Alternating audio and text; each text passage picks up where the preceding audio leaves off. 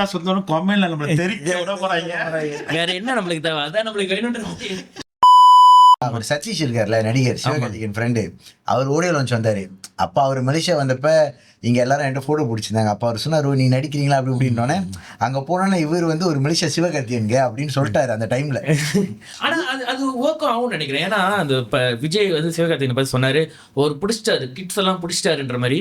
நீங்களும் கிட்டத்தட்ட ஒரு இந்த ஃபேமிலி ஃபேவரட் ஹீரோ தான் நீங்க. அந்த எங்க அம்மாக்கெல்லாம் உங்களுக்கு ரொம்ப பிடிக்கும். சின்ன பிள்ளைங்கலாம் இப்ப நீங்களே உங்க தமிழ் ஸ்கூல் ப்ரோமோக்கெல்லாம் ஸ்கூல் போகும்போதே பார்த்துருப்பீங்க. உங்களுக்கு அந்த பிள்ளைங்களாம் உங்களுக்கு எவ்வளவு பிடிச்சிருக்கு? ஒரு அளவுக்கு பிடிச்சிருக்கு பிள்ளைங்க, நல்லாவே பிடிச்சிருக்கு அப்படின்னு. எப்படி அது லைக் எப்படி அந்த கிட்ஸ் கிட்டலாம் போய் சேர்ந்தீங்க நீங்க? சத்தியமா தெரியல. அது வந்து நான் நினைக்கிறேன் மீடியாவோட பவர் தான்.